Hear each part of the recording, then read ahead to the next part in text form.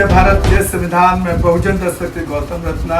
और साथियों, आज हैं हम साहब मान्यवर कांशीराम साहब के पैतृक गांव, और उनके एक भाई हैं जो रियल ब्रदर हैं, उनसे छोटे हैं। उनके साथ में हम बात करेंगे कुछ उनके जीवन की घटनाओं के बारे में या उनके जीवन के बारे में, उनके संघर्ष के बारे में। बहुत बहुत स्वागत है दलवारा सिंह जी आपका बहुजन दस्तक चैनल पर। तो हम चाहते हैं कि जो साहब की जो ज़िंदगी के जो अनछुए पहलू हैं, जिनको लोग जानते नहीं बहुत हद तक, वो हमारे समाज के वंचित जो समाज है, बहुजन या मूल निवासी या महिलाएं जो पीड़ित हैं, उन तक जाएं और उनको एक प्रेरणा मिले कि वो भी उस संघर्ष को उसी तरह से, जिस तरह से कांशीराम साहब चलाते थे उस संगठन और ऑर्गेनाइजेशन और संघर्ष को, उसी तरह से वो लोग भी अंजाम देने की कोशिश करें। तो बहुत बहुत स्वागत है आपका। कुछ साहब कांशीराम जी के बारे में आप बताइए कि उनकी जर्नी ये कैसे शुरू हुई। क्योंकि पहले तो कोई भी बच्चा गांव में पढ़ रहा है, अपना पढ़ाई से मतलब रखता है, IAS IPS या अपनी ज़िंदगी बनाना चाहता है कि जिसमें उसको सुख सुविधाएँ मिल जाएँ।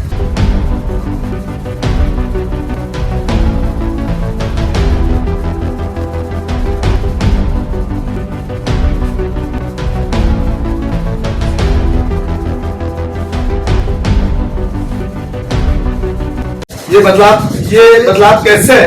ये बदलाव तो ऐसे है कि जैसे जैसे समय चलता है उसमें बदलाव आता रहता है। ये कोई जरूरी नहीं है कि शुरू से ही उनके दिल में ऐसा कोई होएगा, ऐसा नहीं है। लेकिन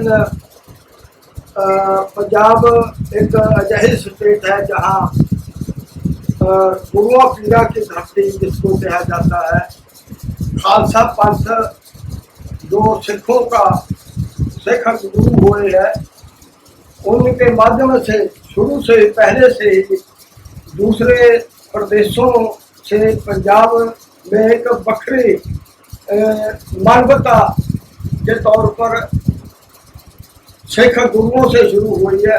उनके साथ भी बहुत जुल्म अत्याचार हुआ है, जो पूरे देश भारत जो एक खेती प्रधान और जाति प्रधान देश के तौर पर माना जा रहा है। क्योंकि खेती के साथ साथ कहते हैं खेती भारत में सबसे ज्यादा खेती होती है, इसलिए खेती प्रधान देश कहा जाता है। और खेती के साथ साथ जो और कोई भी देश ऐसा नहीं होएगा जहाँ इतनी जाति होगी। जहाँ इस देश में खेती के साथ साथ जाति प्रधान देश भी कह लिया जाए तो उसमें कोई झूठ नहीं होगा, क्योंकि यहाँ पर 6743 जातियाँ की स्थापना की गई है। ये अपने आप नहीं है, कुदरती नहीं है, भगवान की देन नहीं है, ये शैतान लोगों की देन है। उन्होंने अपने फायदे के लिए इतनी जातियां। सर, शैतान कौन लोग हैं? शैतान कोई भी हो सकता है, इसमें कोई वो नहीं होता कि कोई शैतान हुए। जैसे 4 वर्ण बनाए गए, ब्राह्मण क्षत्रिय वैश्य और शूद्र। शूद्र समाज में बहुत ऐसी जाति है जो आज अपने आप को स्वर्ण कहती है, लेकिन जो मनुस्मृति है, मनुस्मृति के हिसाब से जो पंजाब का जाट है, 1931 में मर्दमशुमारी हुई तब उसमें जात जट वर्ण शूद्र लिखा गया, लेकिन जट अपने आप को शूद्र कहने को तैयार नहीं था। जट्टों ने विद्रोह किया, जहाँ उस समय जो लाहौर पंजाब की राजधानी हुआ करती थी, लाहौर हाई कोर्ट में उन्होंने केस फाइल किया कि हमें हमारे जात के साथ जो सूत्र लगाया गया है ये गलत है, ये सही नहीं है। कोर्ट ने 3-4 साल केस चला। केस चलने के बाद कोर्ट ने जो फैसला दिया है कि जो जात के साथ साथ उन्होंने शूद्र लगाया है, जात वर्ण शूद्र लगाया है, वो कोई उसमें कोई वो नहीं है, वो सही उसके हिसाब किताबों से इतिहास के हिसाब से वो सही है। जब मनु स्मृति सारा उन्होंने देखा तो मनु स्मृति में भी लिखे थे जात जट वर्ण शूद्र। जात जो जट है उनको खेती करने के लिए खेती कर सकते थे, वो ना जमीन खरीद सकते थे उस समय, ना हो जमीन को बेच सकते थे, खेतों में खेती कर सकते थे। उस खेती में से उनको खाने के लिए जो अनाज छोड़ा जाता था, बाकी वो जो राजे होते थे, जहाँ तनाड़ जहाँ जमींदार होते थे, बड़े जमींदार, वो अनाज जितना उनको सभी दे जाते थे। कहने का मतलब है कि जाटों के बाद आज जो जमीन दिख रही है ये भी एक तरह से खेती है, मजदूर थे उस जमाने में। मजदूर थे ये। वो शूद्र समाज में जो आते थे, जात जट वर्ण शूद्र समाज का ही अंग था। आज तो जो जमीन सबसे पहले पंजाब में मंगूराम मुग्गो वालिया पैदा हुए, साहब कांशीराम को भी उनकी प्रेरणा से उनकी प्रेरणा मिली है, और कुछ गुरुओं की प्रेरणा भी मिली है। गुरुओं के साथ भी बहुत जो गुरु हुए वो क्षत्रिय समाज में से पैदा हुए हैं। क्षत्रिय समाज में पैदा होकर उन्होंने इस जो जाति भेदभाव है इसका विरोध किया, जो नानक को लेके 10वें गुरु तक, और उनके साथ भी बहुत जुल्म अत्याचार किया गया, वो उनके माध्यम से हुआ। चाहे मुगलों ने किया है, मुगलों को भी उस समय भी मनु स्मृति चलती थी, मुगलों के समय में भी मनु स्मृति लागू थी, और अंग्रेजों के समय में भी मनु स्मृति के हिसाब से ही सारा कुछ होता था। इसलिए जो समय समय जो अत्याचार किसी से भी हुआ, आज भी जो हो रहा है ये मनु स्मृति के माध्यम से ही हो रहा है। आज इस चर्चा को जारी रखेंगे जो हम मान्यवर कांशीराम साहब के उनसे जो छोटे भाई हैं दलवारा सिंह जी, तो बहुत सारे अनछुए पहलू जो शायद बहुजन समाज या देश के लोग मान्यवर साहब के इतिहास के बारे में बहुत सारे ऐसे अनछुए पहलू हैं जो नहीं जानते हैं। बोलिए सर। साथियों, अभी हम हैं मान्यवर कांशीराम साहब के जो भाई हैं उनसे छोटे दलवारा सिंह जी उनकी छत पर। तो कई चीज़ों को देख करके उनका संघर्ष याद आता है और बड़ी खुशी भी होती है। आप यहाँ देख रहे हैं वही बैसेपा का चिन्ह यहाँ पानी की टंकी के रूप में आप देख रहे हैं। तो उनके परिवार में भी किस तरह का जुनून रहा होगा समाज के आंदोलन के प्रति, जिसको कहीं ना कहीं उनके परिवार को बहन कुमारी मायावती द्वारा नकारा गया। तो मैं तो इसको बड़ा दुखद ही कहूँगा। जय भीम, जय भारत, जय संविधान। मैं बहुजन दस्तक से गौतम रत्ना।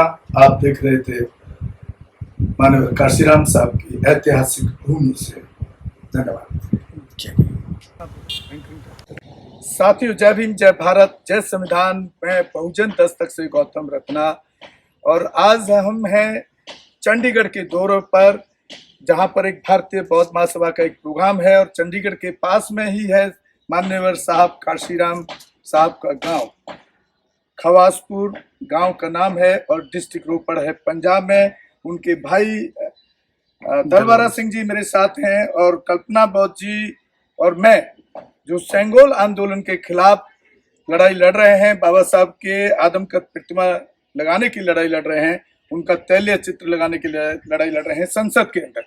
उस यात्रा के बीच में जब, क्योंकि हमें तो पता है साहब का इतिहास, लेकिन चाहते थे कि लोगों तक भी पहुंचाएं, तो जब चंडीगढ़ के पास में, तो फिर यहाँ आने का प्रोग्राम बनाया। कल्पना बौद्ध जी मेरे साथ हैं, लगातार रात दिन संघर्ष कर रही हैं पूरे देश के लेवल पर। और ये आपने देखा यहाँ पर मान्यवर कांशीराम साहब का पूरा एक बड़ा स्टैचू है, और उनके पूरे परिवार से पूरे जो ओरिजिनल घर है, पुश्तैनी घर है, जिस कमरे में वो पढ़ते थे, और जो उनका पूरा इतिहास है, मायावती कैसे वहाँ तक पहुँची, बैसपा को कैसे उन्होंने खड़ा किया, उनके परिवार के लोगों ने बड़े अच्छे तरीके से पेश किया है हमारे एपिसोड पर, हमारे चैनल पर। तो मैं उम्मीद करता हूँ कि आप ज़्यादा से ज़्यादा ऐसे हमारे महापुरुष के इतिहास को ज़्यादा से ज़्यादा लोगों तक शेयर करें और चैनल को सब्सक्राइब करें, ताकि हम उनका जो इतिहास है ज़्यादा से ज़्यादा लोगों तक पहुंचा पाएं। इसी के लिए बहुत बहुत धन्यवाद करते हैं उनके भाई कल्पना जी का, कि उन्होंने बड़ा कीमती वक्त दिया। और आप देख रहे हैं कितनी कड़ी धूप में, यहाँ नीचे पैर तक भी जल रहे हैं, लेकिन हमें संघर्ष के आदी हैं और अम्बेडकरवादी हैं। धन्यवाद सर।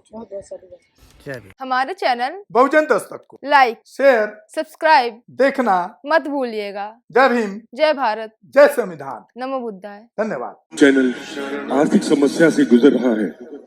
अगर आप बहुजन समाज में बाबा साहेब अम्बेडकर और तथागत बुद्ध की विचारधारा को अधिक से अधिक लोगों तक पहुंचाना चाहते हैं, तो हमें आर्थिक सहयोग प्रदान करें, ताकि हम अपने चैनल के माध्यम से देश विदेश में समता, बंधुता, एकता और संवैधानिक अधिकारों को ज्यादा से ज्यादा लोगों तक पहुंचा सकें।